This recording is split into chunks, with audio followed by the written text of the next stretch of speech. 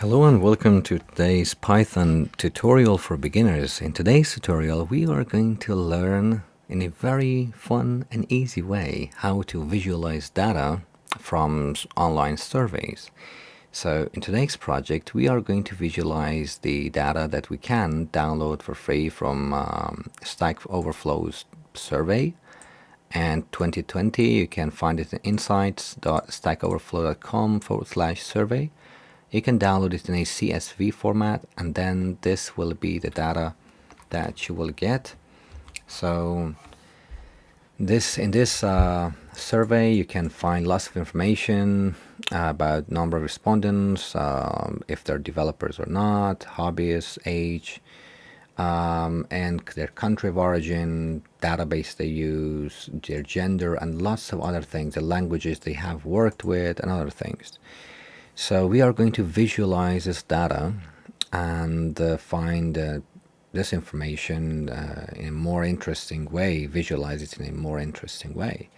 So we learn how to find how many people you have worked with JavaScript or with Ruby or with PHP, for example, using this. It is so difficult to count them, of course, using this, and it's not interesting to see that in an Excel sheet. But we are going to use our Jupyter notebook and Pandas library to visualize that data. So in order to do that, the first thing we need to do is to import Pandas, and we are going to give it a nickname. So we say as PD. It's just a convention to use PD as a nickname for Pandas so that we can refer to it as PD later instead of Pandas. And then we are going to read that file that we just downloaded. How can we do that?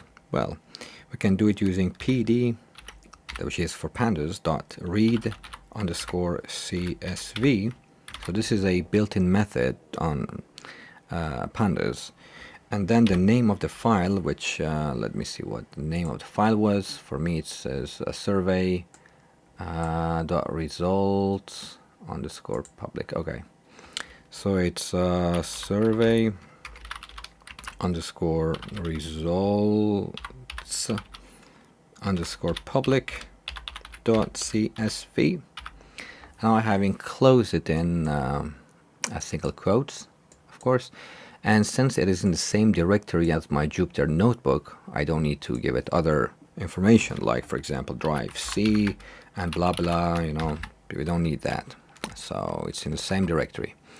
Now, I need to assign this to a variable. Let's call that variable df. And df stands for data frame. And data frames are basically tables of data that we can manipulate. So this whole CSV is going to be our data frame. That is a table of data we can manipulate. Okay, now if I press run here, nothing is going to happen, you see? But now we have access to the contents of our CSV file inside our df. Now, another built-in method in Pandas is head. So I can say df.head. And it gives me the first 5 rows of information. If I run this, you can see these are the first 5 rows of information. It is not the complete version, of course, but now at least I know it is working. It is reading it properly and it's working. Okay. Now another type of method that I can use instead of head is if I want to know like how many rows or columns I have in this data frame. So I can use df.shape and it gives me a number. Let's run that, and you see this CSV file has 64,461 rows and 61 columns. Okay, good to know, but still not that useful for now. What if I want to know, let me bring up this. What if I want to know about the gender? Why would I want to know about the gender? Well, I don't know, but apparently it was important for them to ask. So gender is here. What if I want to know about the gender of the respondents? how many people were men, how many women, how many non-binary, and other gender categories or types. So let's see how we can do that. Yeah. Okay, in order to do that, I still need to get into my data frame, but which column was that? It was gender. And I need to use another Python method called value underscore counts. So this is going to count the number of values of gender, and it gives me the number of for men, women, whatever category there was. So let me run this, and you see we have 46,000 men, 3,000, almost 4,000 women, and then the rest are non-binary or have identified as other types of gender. And this is the information we can get, but this is in numbers. If I want to have the same information, but about these, but in percentages, I can normalize the data. So I can use the same code here, but I can say normalize equals true. By default it is false, but if I give it a true value and run, now it's all in percentages. Now 91% of respondents were men. This is a man's world, unfortunately. Then 7% women, and the rest binary or identified differently. Okay, now that we have this information, so you have learned two valuable things already. Now we need to start plotting it, that is putting it into charts. And since we want the charts to be in line, to be here in this notebook, we need to use matplotlib inline. So now our charts are going to be here. Okay. Now let's use the same again line of code here, but this time we are going to put it into a plot. So I don't need this anymore. So we say plot, and inside the plot we should give it a kind. What kind of plot is it? So it's going to be a bar chart. And let's run the code now. Cool, look at this. We have men here, women, and others. Nice, but this is too small. So in order to change the size of it, we can give it a fixed size. That is the figure size of two values. One is the width, the first one. The second one is the value. It's supposed to be in inches, but I'm not sure because this cannot be 15 inches. But anyways, so yeah, I think it's because this is the maximum width of the screen anyways. So this is the figure size. You can change it. We can also change the color. So I can also give it a color, color, and a hex value color, or just a name like red. And if I run, you see now it is in red. You can also change the font size, but you can refer to the documentation for that. Okay, cool. Now you know how to visualize simple data. Now, what if I want to know how many people, or what was the percentage of Python in this series, in this column? So you see language worked with.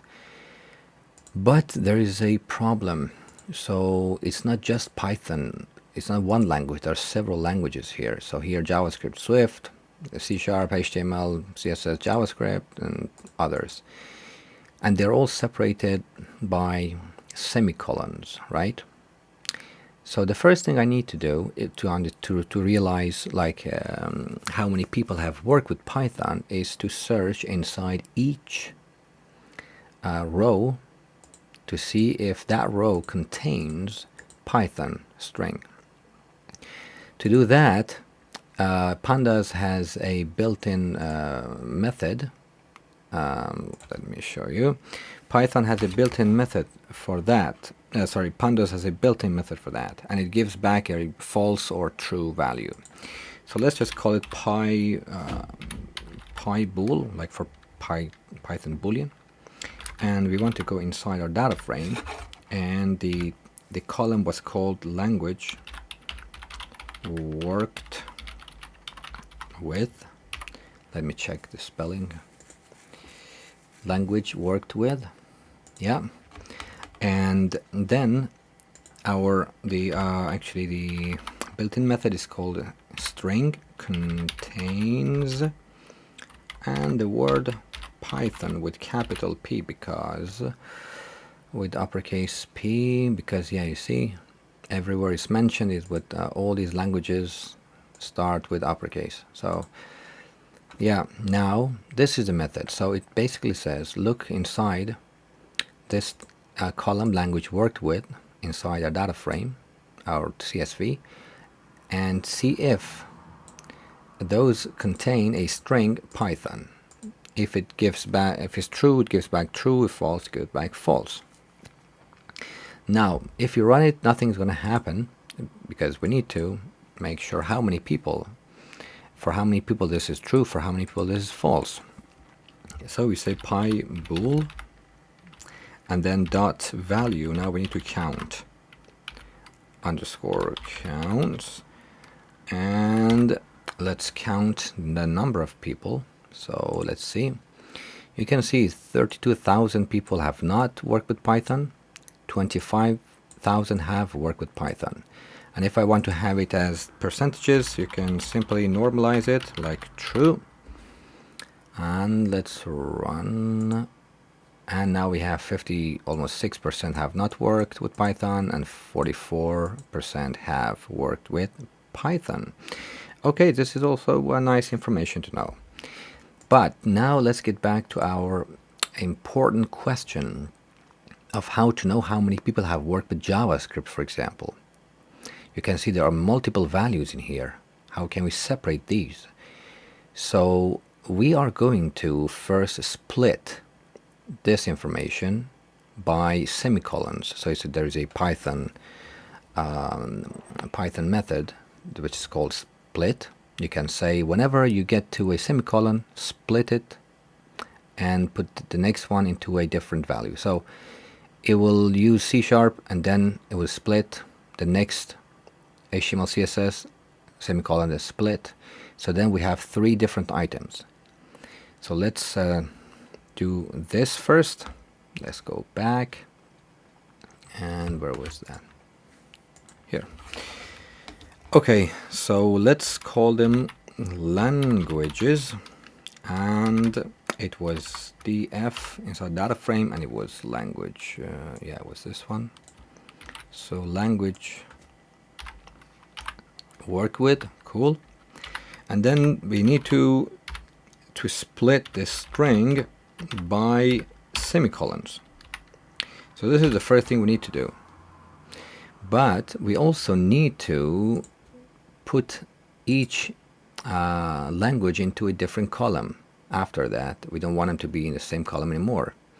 You will see why. So I would say expand true. So it's gonna make new make new columns. It's gonna expand it. Now if I run this, nothing is going to happen for now, but then we use head as just we used before, languages dot head is going to give me the first few instances. So let's run this, and awesome, look at this. Now we have them in different series, different columns. So before we had C#, HTML, JavaScript all next to each other, but now we have separated them, and not only we separate them, but we also made them go into different columns. Now the next step is to put all this information in one column, that is stack them, so that there would be C# and then HTML, CSS under, and then JavaScript under, and then this JavaScript under, Swift under this, because when they are on top of each other, then we can use this value count since they're in one column, and then we have better information. So in order to do that, we need to use stack now. So again, we have languages. So let's get to that. So languages.stack. So this is again a built-in method, and stack. Now that we have stacked them, let's count the value inside them. Value.counts, and it should work if I run it. Wow, look at this. Now JavaScript 38,000, HTML CSS 36, SQL, Python. So you can see that Python is the fourth language, although these are markup languages. Yeah, so anyways. Okay, now we have access to all this, and we can also use normalized data to find the percentage, but yeah, okay, let's keep it at that for now. Now the next thing we need to do is make a plot like this, a chart like this. So let's go down again and use the same code with the stack and everything in it, and this time we use plot, and inside the plot again we need a bar chart, and our bar chart, let's just give it a color again. Well, let's this time go with green, and the fixed size, we're going to change the size to, well, yeah, the same 15.8, and I should close the parentheses here, and let's where is it? Let's run it. Awesome! How cool is that, huh? So now we have our JavaScript here, and then we have HTML, CSS, SQL, Python, and everything else in here. Awesome. Awesome. Okay, so that was it for today. It was not that complicated, and it was not that advanced either. But I think that was a very good start for people who are interested, me included. I'm not an expert in this. I've just begun to learn it, so there's a lot to learn. And, well, the thousands of what was that? Yeah, no worries. Okay, so that was it for today. Thank you very much for listening and watching.